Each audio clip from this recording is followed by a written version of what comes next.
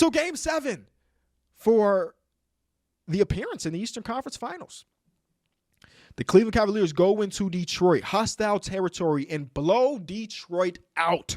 125-94 being the final score. It was pretty good for the Cleveland Cavaliers. Pretty dominant from the Cleveland Cavaliers very early on. I was very, very critical of Donovan Mitchell after Game 6. And one of the reasons I was so critical of him is because he is one of my favorite players in the league. And I saw last game as an opportunity for them to put a lot of the potential playoff demons behind them. I'm talking about Donovan and James Harden and Jared Allen with those quotes from like 4 years ago. This is an opportunity where you're on your home court, going against a really talented and a great effort team, and you came out there and laid an egg. Even Udonis Haslem on the Amazon post-game show was talking about how nobody in Cleveland looked like they were ready for a game to close out Game 6. I didn't have a ton of confidence for them going into Game 7, considering it was on the road again, and they just laid an egg in Game 6. But they came out and shut all of that up. A team that has struggled to win on the road all postseason long just won 2 against the Pistons, and I read right as I was leaving the wedding, this is the first time the Pistons have lost back-to-back home games all season long. Timing, just super unfortunate. Critical of Donovan Mitchell and his processing over the course of the series. He had a really ridiculous half a couple games ago. We had 39 and a half, and shows you what the ceiling of Donovan Mitchell really can be. But the games, the quarters, the halves around that hadn't been the Donovan Mitchell that it just got released today. Got MVP votes, like not first MVP or even second MVP, but got third place MVP votes this season. We hadn't got that level of processing. His assists were down. His turnover ratio was awful, and so on and so forth. Where in this game, he started off as good as I could have imagined, right? Three assists in the first quarter, 2 of them being easy looks for Jared Allen, 1 of them being a really easy look for Evan Mobley. And I do like that it seems like the Cavs play a little bit better brand of basketball when those 2 big fellas are engaged very early on, and they were very engaged. Evan Mobley had a ridiculous game. Shout out to Emo. One of my biggest criticisms for what Donovan Mitchell had done in that previous game was he just felt like he didn't have his legs. If it wasn't them getting the mismatch that they wanted, if they weren't getting Danius Jenkins or Duncan Robinson when he was in the game, or Tobias Harris, it felt like Donovan Mitchell was just getting off the ball. In this game, yeah, they did do their hunting, because that's what a bulk of the offense turns into when you have multiple or even one bad defender on the court. But I love there are multiple times in this game where he looked at the person in front of him, even if he was a third in DPOY this season, said, I know you can guard me. And a couple of times it led to easy possessions for him or easy possessions for his teammate. One of the times he's been guarded by Asar Thompson, he gets past Asar Thompson on the initial action just to dish it off slightly to Evan Mobley. That's a win, man. That type of playmaking, that type of passing is what opens the game up so much more for your individual offensive game. And Donovan Mitchell knows all these things, but throughout the course of the series, he had just struggled with that. And I think part of it is that between, the Pistons and the Raptors, he's basically seen A+ perimeter defenders for the entirety of these 2 series. Whether it be when, Scotty Barnes is switched on to him, when Scotty Barnes is on the court when there is no James Harden. Whether it be an Asar Thompson who was attached to his hip the entire time. He was being dogged. Like, all of the energy drained out of him as he been pushed up full court, and it's hard to create.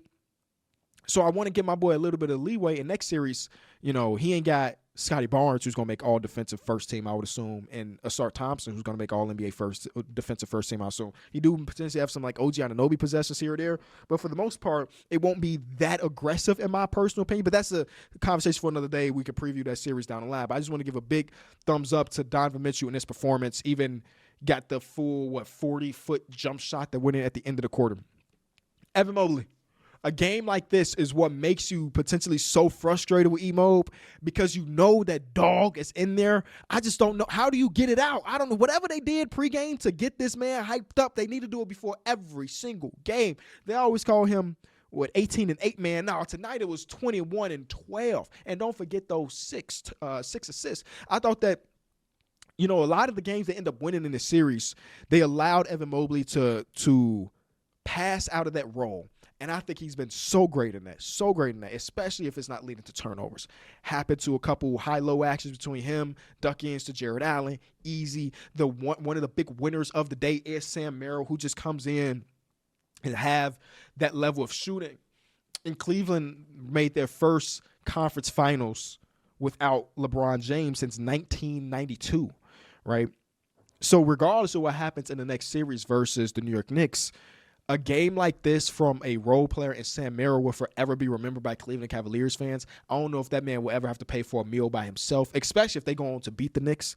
Where to have a Game 7, you always wonder who's going to be that random role player to pop off. And in this case, it was Max Strus. And I was at the wedding while this game was happening, as I said. And it's so interesting that, like, when you have a wedding where a lot of the people there are hoop heads. Derek, if you don't watch my other shows, is one of my co-hosts on the Numbers on the Board podcast, so he's a hoop head as well.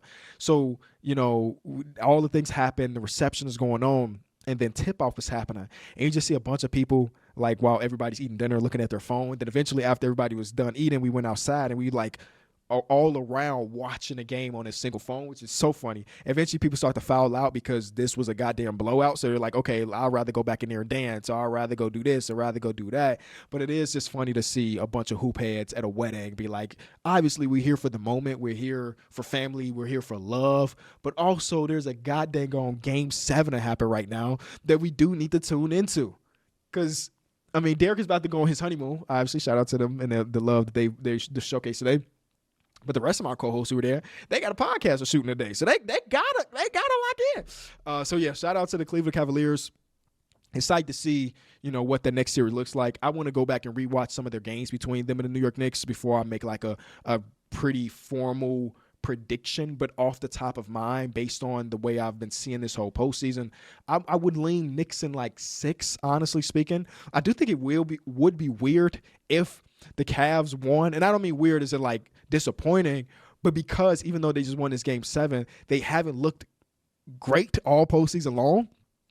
So for them to potentially represent the conference shows you how ridiculous that ceiling can be at times. Because before this series started, I picked them in 7. I thought that their offensive talent would just be a little bit too much, even for a great defensive team in Detroit. And there's only a few times in this series where they look like that offensive juggernaut they can be, and tonight was one of them nights. That's even with James Harden having another stinky Game 7 where he was 2 of 10, and my goodness, he gets saved today by his teammates.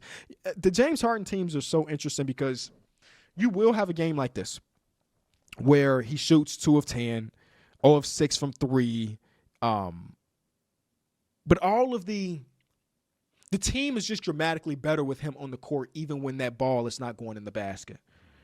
Today, he did not turn the ball over a ton. I think that goes a long way. Donovan Mitchell, we talked about his process and his passing because earlier in the series, his assist-to-turnover ratio was like a 1. He was struggling to, get 3 to 4 assists a game. So to have that backcourt go against this super aggressive Detroit Pistons team that does nothing but put pressure on ball and play passing lanes and duck in steals, for them to walk out of there with their 2 star guards who hold 90% of the offensive responsibility, for them to walk out of there with 1 turnover collectively, I think goes a long way. But it is funny to watch James Harden have like these stinky scoring nights and be like, I guess it didn't matter too much. It's a whole different story. A whole different story if they end up losing. Max Strus inserted to the starting lineup for Dean Wade, who had struggled to shoot. I thought Dean Wade gave them good minutes off the bench. So time will tell what that next series looks like. I'm really excited for both conferences. Hopefully give us 6 to 7 games. Hit subscribe for more news, highlights, and analysis from the NBA on NBC.